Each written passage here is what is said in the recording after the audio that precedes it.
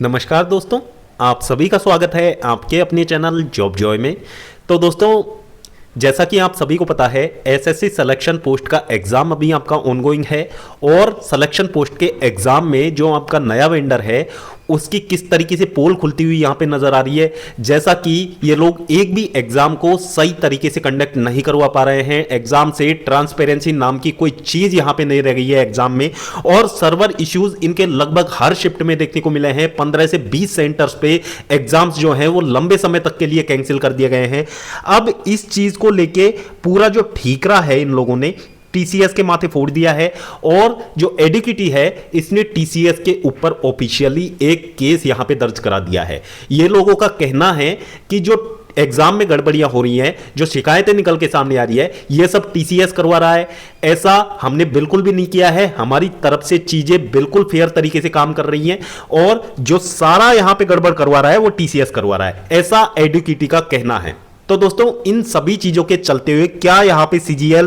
भर्ती 2025 का जो एग्जाम है वो हो पाएगा, या फिर सीजीएल भर्ती 2025 का एग्जाम आपका पोस्टपोन होगा, और एसएससी ने क्या नया नोटिस यहां पे जारी किया है, पूरी जानकारी आपको इस वीडियो के माध्यम से मिलने वाली है। तो पूरी जानकारी के लिए वीडियो को अंत तक जरूर देखें, और अगर इससे पहले आप हमारे चैनल पर पहली बार विजिट कर रहे हो तो सभी सरकारी भर्तियों की लेटेस्ट और ऑथेंटिक अपडेट्स पाने के लिए चैनल को जरूर सब्सक्राइब करें, साथ ही बेल आइकन को भी प्रेस कर ले, जिससे कि आने वाली वीडियोस की नोटिफिकेशन आपको समय पर मिलती रहे।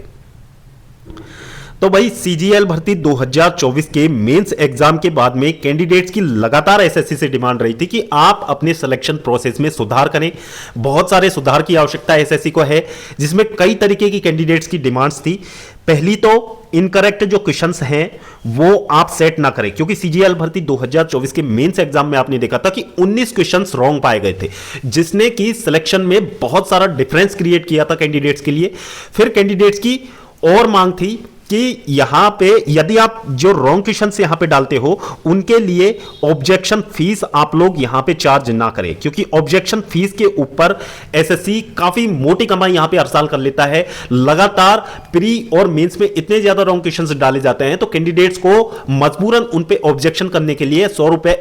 जो ऑब्जेक्शन फीस होती है वो देनी पड़ती है। तो इससे एसएससी की अच्छी खासी कमाई होती थी। तो कैंडिडेट्स ने मांग की कि आप ये जो फीस लेते हो इसको लेना आप लोग बंद करें। फिर अगली जो मांग थी वो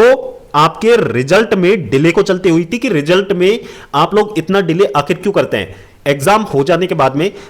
30 दिन के अंदर अंदर रिजल्ट देना पॉसिबल होता है, क्योंकि सारी चीजें ऑनलाइन ऑपरेट की जाती है, तो रिजल्ट 30 दिन के अंदर अंदर देना पॉसिबल हो जाता है। तो रिजल्ट को आप लोग ऑन टाइम क्यों नहीं देते हैं, रिजल्ट को आप लोग ऑन टाइम दीजिए। फिर चौथी मांग ये थी कि एग्जाम्स में अनावश्यक देरी आप लोग ना करें। यदि कोई ठोस कारण हो इसका तो आप एग्जाम में देरी करें, अदरवाइज आप अनावश्यक देरी एग्जाम में ना करें।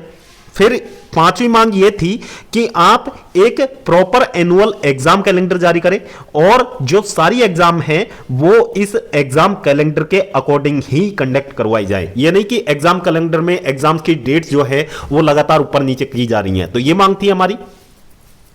फिर यहां पे जो छठी मांग थी वो रिजल्ट डेट को लेके थी कि जो रिजल्ट डेट है आपकी वो प्रॉपर यहां पे क्लियर की जाए, पहले से ही अनाउंस कर दी जाए, और सेम उसी डेट पे रिजल्ट आना चाहिए। अभी आप देख पा रहे हैं सीपीओ भर्ती 2024 का जो रिजल्ट है वो इतना ज्यादा डिले हो चुका है, इसका कोई ऑफिशियल रीजन अभी तक निकल के सामने नहीं आया है, और किस तरीके से चीजें डिले हो रही है वो सब एसएससी को ही पता है। बाकी रिजल्ट में अभी तक स्टूडेंट्स वहां पे इंतजार कर रहे हैं रिजल्ट का, तो इसके लिए भी ये मांग उठाई गई थी। और जो सातवीं मांग थी वो थी वेटिंग लिस्ट से रिलेटेड। वेटिंग लिस्ट एसएससी जारी करे, क्योंकि हर साल इतनी सारी सीट वेस्ट हो जाती हैं। आप हर भर्ती में देखिएगा, और एमटीएस भर्ती में तो खास तौर पे एमटीएस भर्ती में लगभग आपकी 80% जो पोस्ट होती हैं वो वैकेंट रह जाती है, क्योंकि कैंडिडेट सेलेक्ट होकर सीएचएसएल या सीजीएल में चल जाते हैं, तो उस वजह से वो सीट जो है आपकी साल भर के लिए वैकेंट रह जाती है। तो इसके लिए कैंडिडेट्स ने मांग की थी कि आप वेटिंग लिस्ट का यहां पर प्रावधान लाइए, जिससे कि जो जरूरतमंद कैंडिडेट हैं उनको जॉब मिल पाए। तो इनमें से एसएससी से जब ये मांगे की गई तो एसएससी ने पूरा आश्वासन दिया कि हम आपकी मांगे पूरा करेंगे।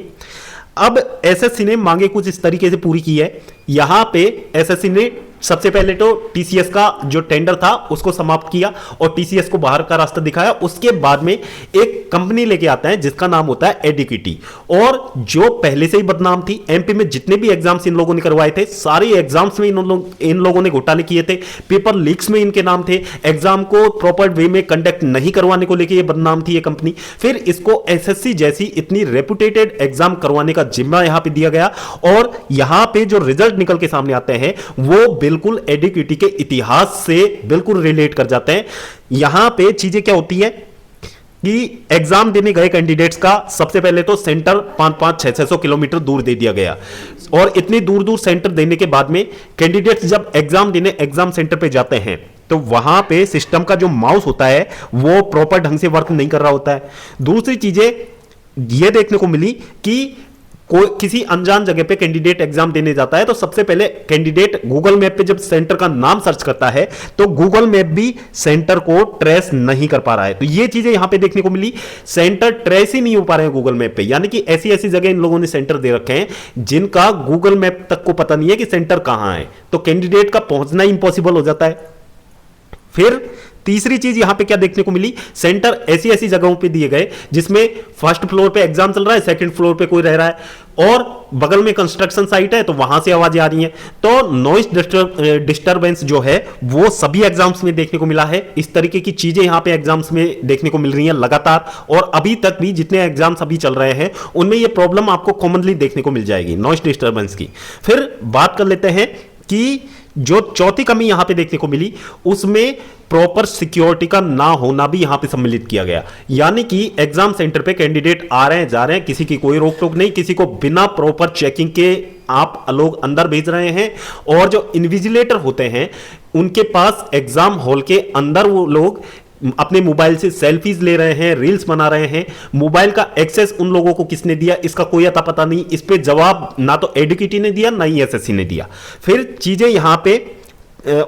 तब जाके और बिगड़ी जब कैंडिडेट ने इन सभी शिकायतों को इन्विजिलेटर के सामने रखा, और इन्विजिलेटर ने या तो उनको गालियां दी या फिर उनको एफआईआर की धमकी दी या फिर उनको बाउंसर बुला के पिटवाया गया। तो इस तरीके की चीजें अभी तक एसएससी के एग्जाम्स में होती हुई नजर आई हैं, और एडिकिटी ने अपनी कमियों को यहां पे छुपाने के लिए सारा जो ठीक रहा है वो टीसीएस के माथे फोड़ दिया है। टीसीएस के ऊपर इन लोगों ने केस कर दिया है कि जो टीसीएस है वो कर रहा है इन सब चीजों में गड़बड़, हम तो एग्जाम प्रॉपर वे में कंडक्ट करवा रहे हैं, बाकी जो सर्वर इश्यू है वो टीसीएस करवा रहा है, जो बाउंसर बुलाते हैं वो टीसीएस करवा रहे हैं, जो कैंडिडेट के साथ में गाली गलौज कर रहे हैं वो टीसीएस के इन्विजिलेटर है। अब बताओ ये किस तरीके का बेतुका बयान है इन लोगों का, किस तरीके से ये लोग अपनी जो कमियां हैं उनको छिपाने की यहां पे कोशिश कर रहे हैं। पता नहीं कौन से सस्ते नशे करके ये कंपनी जो है एग्जाम ले रही है। अब बात कर लेते हैं क्या एसएससी सीजीएल भर्ती 2025 का एग्जाम यहां से पोस्टपोन होगा या फिर एग्जाम आपका इसी तरीके से कंडक्ट करवाया जाएगा।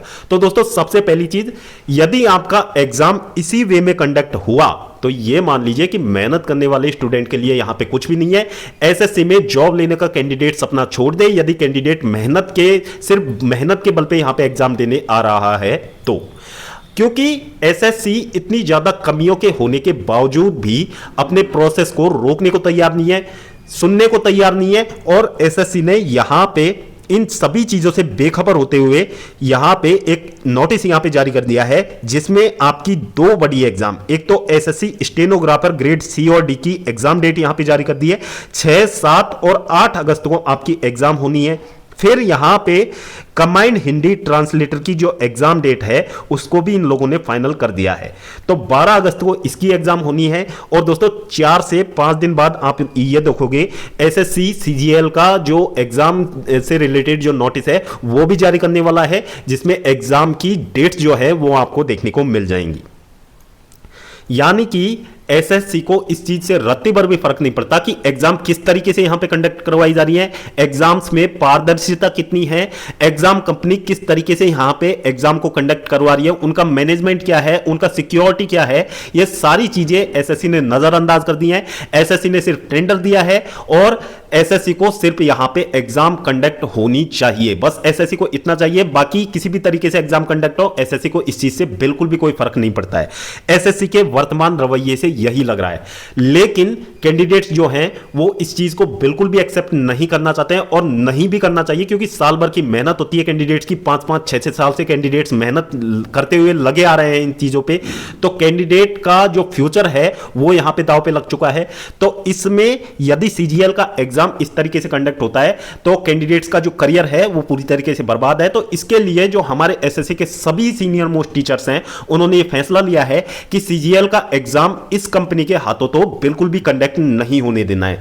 तो इसको लेके 31 जुलाई की डेट में सभी जो टीचर्स हैं जो दिल्ली में मौजूद हैं और दिल्ली के बाहर से भी जो एसएससी के टीचर्स हैं वो सभी दिल्ली पहुंच रहे हैं और अपने अपनी तरफ से ड्राफ्ट तैयार करके एसएससी ऑफिशियल्स के सामने वो ड्राफ्ट अपने पेश करेंगे। और एसएससी ऑफिशियल्स को वैसे तो ट्विटर कैंपेन के माध्यम से सारी शिकायतें बता दी थी, लेकिन एक बार उनसे मिलकर भी सारी शिकायतों को उनके सामने रखने वाले हैं और उसके बाद में वेट करेंगे कि एसएससी इस पे क्या एक्शन लेती है। भले ही आप लोग एग्जाम में 1 से 2 महीने का डिले यहां से कर लो, लेकिन एग्जाम को आप फेयर तरीके से यहां पे कंडक्ट करवाओ। ये स्टूडेंट्स और टीचर्स हम सबकी मांग यही है और यही हम सबकी मांग होनी भी चाहिए, क्योंकि एग्जाम के लिए हम फीस पे करते हैं तो एग्जाम भी हमको पूरी तरीके से ट्रांसपेरेंट ढंग से यहां पे होती हुई नजर आनी चाहिए, जिससे कि जो पढ़ने वाले मेहनती स्टूडेंट्स हैं उनको यहां पे अवसर प्राप्त हो एक गवर्नमेंट जॉब लेने का। तो ये चीजें यहां पे हैं, तो स्टूडेंट्स को भी यहां पे ये कोशिश करनी होगी, जितना टीचर्स हमारे लिए सपोर्ट कर रहे हैं हमें भी उनके साथ में आना चाहिए। और यदि अभी यहां पे फिजिकल प्रोटेस्ट की आवश्यकता नहीं है, लेकिन यदि इन फ्यूचर फिजिकल प्रोटेस्ट की आवश्यकता पड़े, यहां पे एसएससी हमारी बातें ना माने, जैसा कि होता आया है, एसएससी स्टूडेंट्स की बातें इतनी आसानी से नहीं मानता है। यदि एसएससी अपनी बातें जो हमारी बातें नहीं मानता है तो स्टूडेंट्स को जब वहां पे पहुंचना पड़े तो स्टूडेंट्स को भी पीछे नहीं होना चाहिए, स्टूडेंट्स को भी टीचर्स के साथ में एसएससी के सामने वहां पे खड़ा होना है, जिससे कि मजबूती से हमारी बातें हम एसएससी के सामने रख पाए। तो दोस्तों ये थी एसएससी से रिलेटेड कुछ लेटेस्ट अपडेट्स जो कि आप सभी कैंडिडेट्स के लिए जान लेना बहुत ज्यादा जरूरी था। तो होपफुली वीडियो आपको पसंद आई होगी। तो दोस्तों वीडियो को ज्यादा से ज्यादा आप लोग शेयर करें, जिससे कि ज्यादा से ज्यादा जो एसएससी से रिलेटेड जितने भी कैंडिडेट्स हैं वो इन चीजों के बारे में जागरूक हो पाए और इन सभी चीजों में अपनी भागीदारी यहां पे दे सके। तो दोस्तों यदि इससे पहले आप हमारे चैनल पर पहली बार विजिट कर रहे हो तो सभी सरकारी भर्तियों की लेटेस्ट और ऑथेंटिक अपडेट्स पाने के लिए चैनल को जरूर सब्सक्राइब करें, साथ ही बेल आइकन को भी प्रेस कर लें, जिससे कि आने वाली वीडियोस की नोटिफिकेशन आपको समय पर मिलती रहे। तो दोस्तों इस वीडियो में फिलहाल इतना ही, जल्द मिलते हैं एक और नई सरकारी भर्ती की लेटेस्ट और ऑथेंटिक अपडेट के साथ। तब तक के लिए स्वस्थ रहें, तंदुरुस्त रहें और अपनी फ्यूचर एग्जाम्स की प्रिपरेशंस को जारी रखें।